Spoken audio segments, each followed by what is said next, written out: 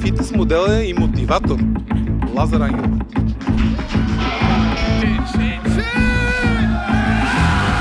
I went to Lazar Angelov, Lazar, and say, I want to look like him. Of course you're not going to look like him. Aujourd'hui, nous allons parler de Lazar Angelov. He was like a poster boy. It's like the perfect physique. Also ich würde gerne mit euch heute über Lazar Angelov sprechen. Das ist einer der...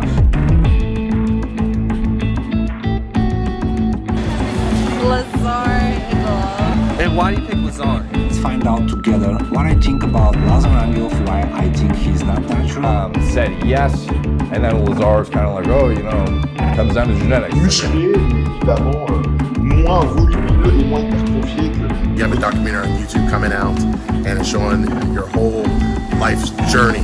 And I know it's gonna be big. I'm looking forward to checking it out, and also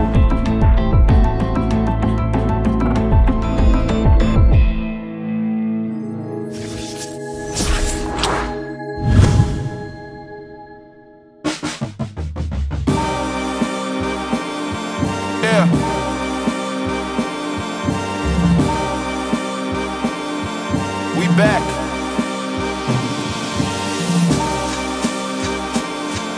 Yeah.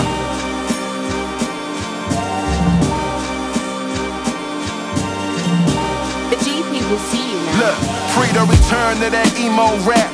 Ain't no kilo stash. Augusta's son had to reload that. Daddy gone, but his legacy strong. How do you figure? I too thought I'd be dead, all things considered, but I'm... Yes, this is the city of Sofia. This is where I was born and raised. The city is getting more modern now.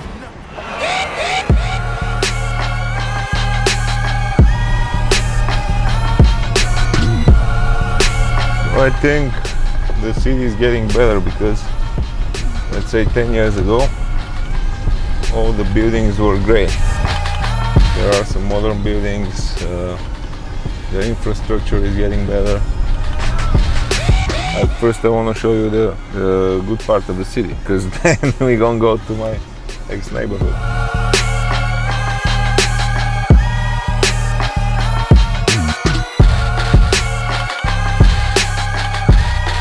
Like the industry is trying to brainwash your mind. As I said, they want to turn you into consumer. They tell you that having 5 cars is better than just having one. Having a big mansion is good, but this is not important. Maybe you need to reach a point where you can afford these things and see that this is not happiness. Or maybe that the way that the things turned for me, it taught me that this is stuff that actually is not important, because when I was making the most money in my life and I can afford almost a lot of stuff that I couldn't afford before, my health was fucked up and I was sitting home. I didn't get out of my home, and I was depressed and I was thinking about committing suicide. So this thing told me that like this is not important. It's not important like the material stuff. Like, let's say your health is a lot more important. I am Lazar, my home in Bulgaria. I'm here with the best producer, Pascal, Walter Fang.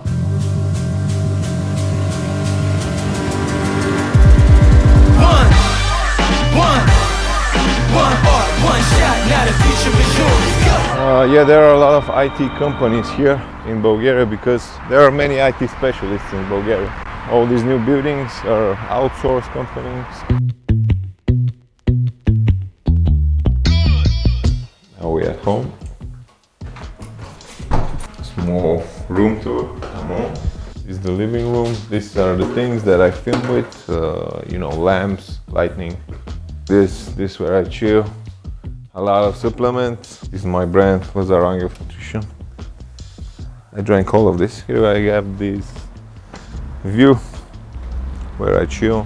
It's very hot here now during the summer. This is my shoe collection. I have so many shoes, and these are the ones that I wear always. But because they're comfortable, I rely on comfort, you know. I probably wear those also. Maybe 3 pairs, not more than that. I realized that I don't need it because most of the clothes, most of the things I don't even use. Why would I spend on this? Better invest somewhere. I wear just 2 or 3 pairs of shoes because now I wear the most comfortable. If they are not comfortable, I don't care about anything. You know, I don't wear them. This is now the priority.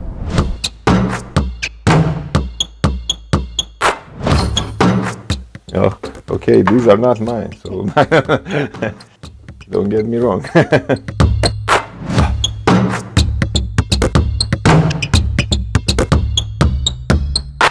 It's not a special. When I was a kid, a friend of mine had them, probably 96. I wanted to get them so much. You know why I'm buying so many shoes? Because when I was a kid, here it was in Bulgaria, it was like a communism.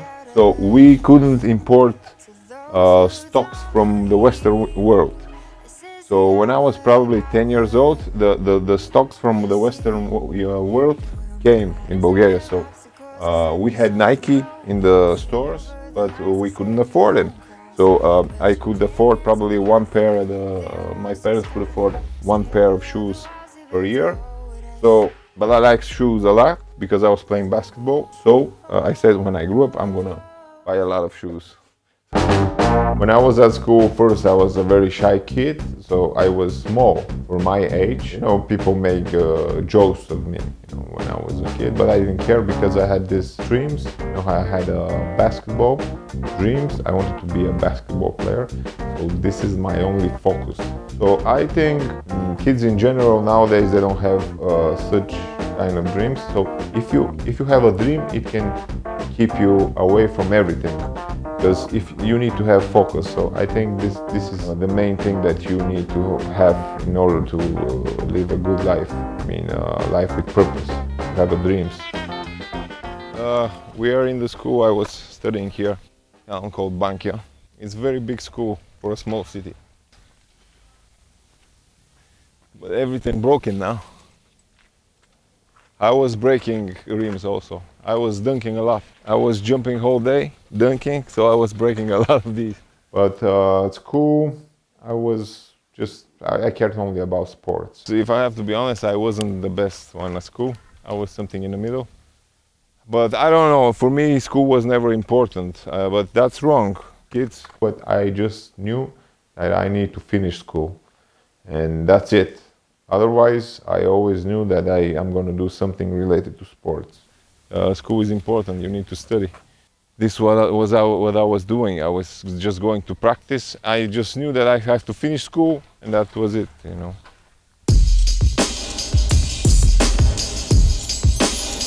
You wasn't part of the plan. It took me 30 years to understand that I ain't the one who make it debated over again. Whether or not to keep you, rather you bring me blind.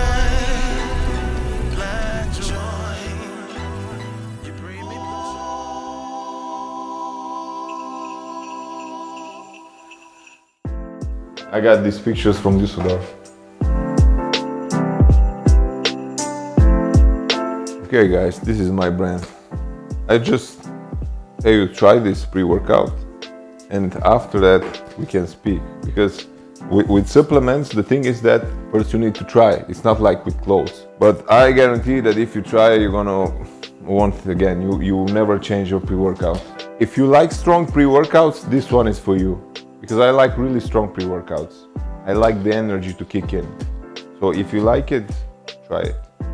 The best flavor, the one that I like, is chocolate coconut and chocolate hazelnut. This is the best flavor of the protein.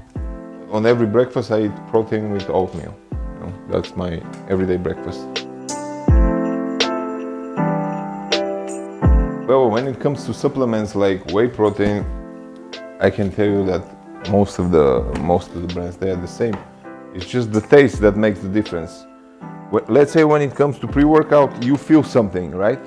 You feel the energy, you feel that it works. But when it comes to supplements like protein, it's mainly the taste. Most of them are the same. I mean, the taste is a lot better than most of the companies. Also the EAA plus vitamins and minerals, this is also good taste compared to other companies. You need to try. Well, when I was a kid, the only thing that I had was sport, so I was making friends through sport. It's the same now because I'm meeting people in the gym, so most of my friends come from the gym. Before they were coming from the basketball court, but it's always like this, always people which are related to sports in some kind of way.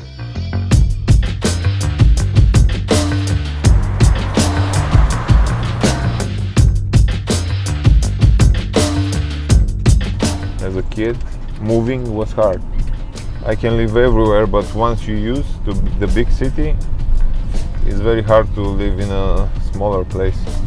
In this place, there are baskets. I played a lot here, so we can check it out, but now it's different. This is another school, but I've never studied here. This school is for chefs. Here I played a lot. It was a bit different. It was free to enter, but I played a lot here on these baskets. And at some point I was all the time alone. Here on the basket, I shoot, I practice. And even if it was dark and I don't see the basket, I continue all day, all night.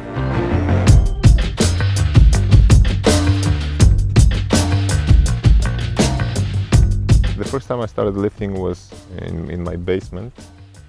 Because of the action movies, I wanted to get a body like Jean-Claude Van Damme and Bruce Lee.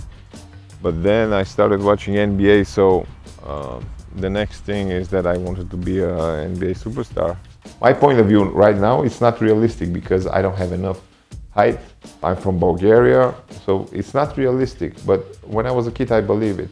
But when I was growing older, I saw that actually my dream is not so realistic, you know. I really saw where I'm at, so I was working like every day, like all the time toward that dream. But at some point I got injuries in my knees, and I knew that I'm not the same. I needed surgery. At some point I had to go to the military because here it's mandatory to stay for 1 year in the military. And I couldn't do a lot of sports activities there. So the only option there was to lift weights. As soon as I got back on the basketball court after I finished my military duty, then I saw that my basketball shape wasn't the same. I wasn't so fast because I've gained a lot of muscle. And then I decided that maybe it's time to change something. So this is how I got back to bodybuilding. So I decided to find a job. I was thinking about what should I do, because I should, like every normal person, to get from sports to normal job, it was hard. So the first thing that I knew is that I wanted a job which is in some sort related to the sport. So the only job that I knew like this was a personal trainer. So I decided to go to a competition because the other personal trainers from the gym, they said that they're going to a competition. I said, okay, I'll go. So this is how I get the 3rd place, even though I trained like, I prepared for 2 months for this competition, and I didn't have a lot of knowledge about it. It was just mainly about genetics. And this is how we started, you know, and ever since I'm doing bodybuilding. I didn't know about the business side of bodybuilding, fitness and everything. I didn't know anything. I knew professional bodybuilders, I knew all the bodybuilders from the 90s, so there was one category, new category, which was called classic bodybuilding. The first year they brought this category, I went to a competition. With the first competition, I got the 3rd place. I went to 2 more competitions, again I got the 3rd place, and I saw like, what is the point of doing this competition? If you become first, who cares about it? Maybe now it's different, but this is before. I think for the mainstream people, they don't care. They don't care about competition. So I saw that the only benefit from these competitions is for organizers.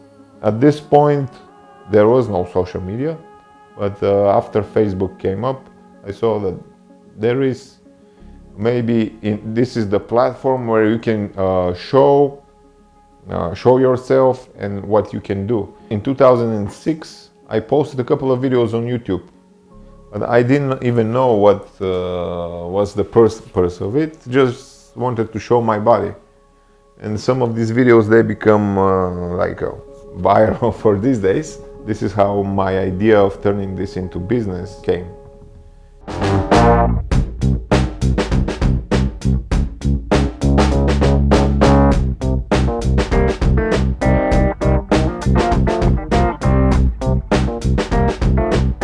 And this was a time where bodybuilding was this, massive bodybuilders, which for the mainstream public, they were, too big. They were relating them only to steroids. And at number 2, Sean, who's everybody like, Jay Cutler or Ronnie Coleman?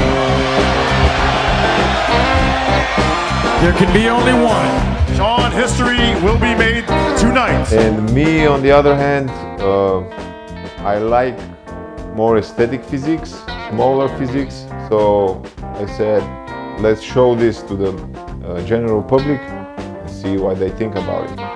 So this is how it started.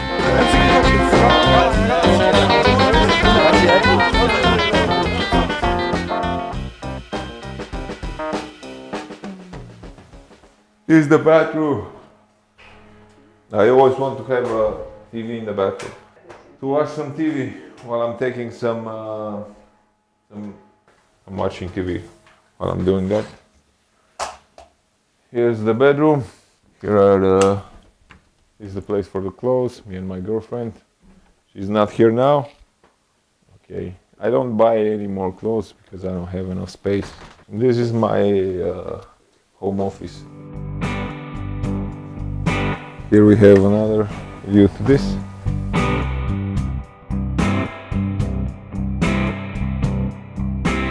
This is my book collection. Most of the books I've read already. Okay, that's it. The thing is that now it's reversing again. Let's say in the beginning, bodybuilders were becoming bigger. So at this point, they were too big for the general public, right? So guys like me came. So we introduced smaller physiques, like a fitness physiques, to the bodybuilding world, to the mainstream public. So when these fans become bodybuilding fans, they also try to look at bigger bodybuilders. So now it's reversing, everyone is becoming bigger again,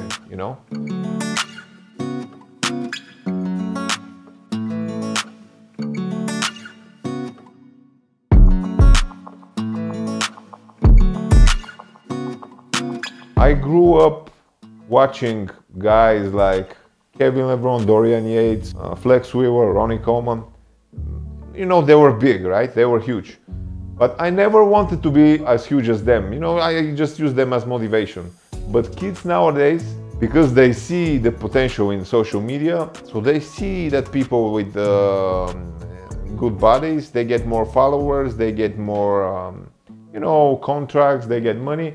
So kids start using steroids like 15, 16 years old. And this is not good. This is not something that I wanted to promote,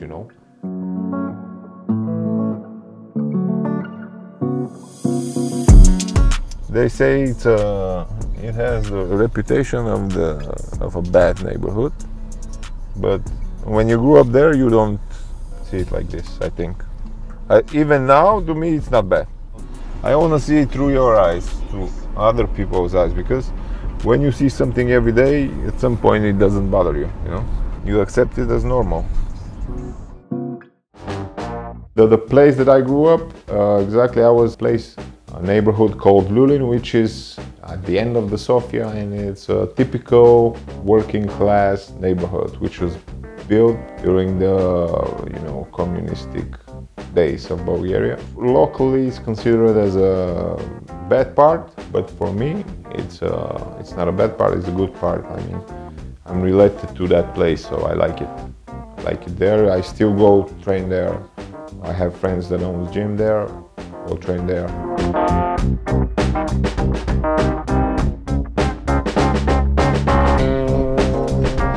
You want to see inside the neighborhood? Here is the good part. When you go this way, it's getting worse. Oh.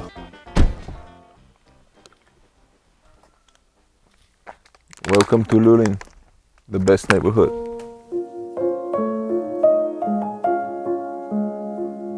This is a traditional, from the Soviet regime. They made this kind of neighborhoods for the working class. So this is that type of place. And all the buildings look the same. On that kind of benches, people go and drink beer all night.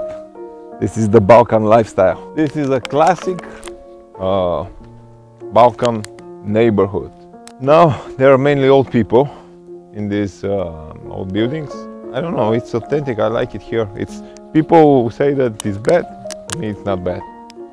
It's still good, it's destroyed. Yeah, on that kind of places I started to play basketball.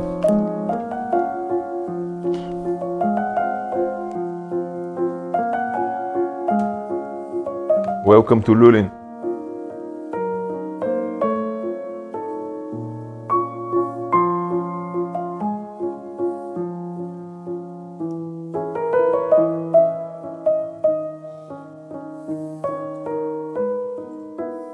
It's scared. We have a lot of stray dogs.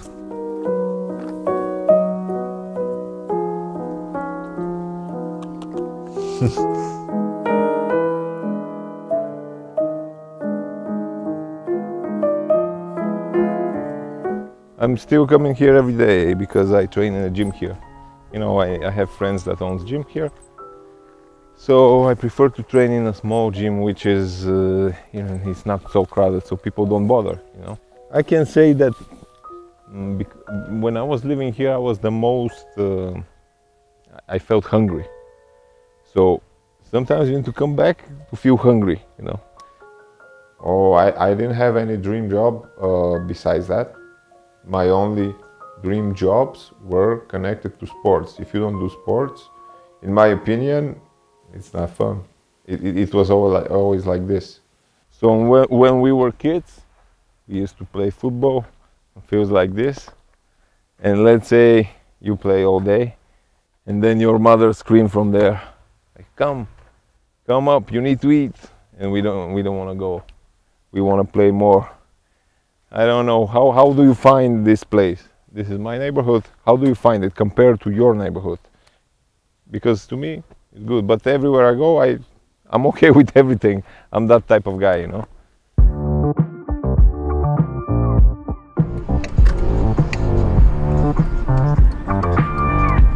You know, fitness in general, weightlifting, became more mainstream. So I think now to see a guy very shredded, very huge, people are just not impressed anymore because they've seen it all through social media. So it's very hard to impress people nowadays. I think for me it's easier to live here. It's because at the time when I was famous the most, like 5-6 years ago, when I go somewhere, it was always so many people, no? And here it wasn't like this, you know. So for me, it was always better to stay here because I can relax. I think in Egypt, when I went the first time, I wasn't even ready for that kind of fame because I didn't know that I have it. I just went there and there were people on the airport screaming, taking pictures. I wasn't ready for that, you know, because you are on the social media, and social media was like a new thing. You know? When I entered Egypt and I saw that it's like this, I was like, wow.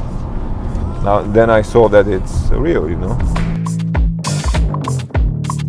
When I was a kid, when I got into bodybuilding, I remember when I was going to these supplement stores and I see all these supplements and I say, oh, if I have the money to buy all of this, I will be like Ronnie Coleman, you know. And we also with my friends were liking so much supplements. I always wanted to have my own brands of supplements. So when I saw the good opportunity, it was probably 1 or 2 years ago, I decided let's start. That's why I want to bring something that I like to the market. To me, my mentality is like this. Even if it doesn't work, it needs to be a product that I like, that I would use. For everyone in Germany, you can buy my supplements, Lazar Angelov Nutrition, in the Gigas store, which is the biggest online store in Germany.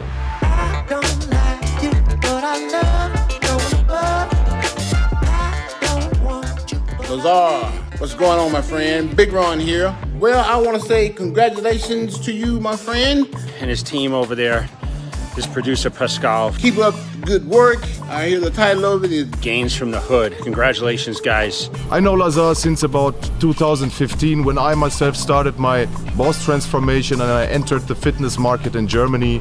Social media and be able to meet face to face in Dubai for the first time years ago. You know, you're an inspiration to millions and millions of people around the globe. You are making a big comeback. Still today he's holding this physique. It's really an amazing combination of genetics and discipline. Comebacks are very, very hard sometimes, but the most important thing you gotta do is focus and stay motivated. And I just wanted to wish you the best. I'm always in support and always here for you, man. Get a little insight on what made him the biggest fitness model in the world and social media guru. So Lazar, keep up the good pump and we meet each other again at the next bench press challenge. Yeah, buddy. Lightweight, baby. Still ain't nothing but a peanut. Big Ron is out.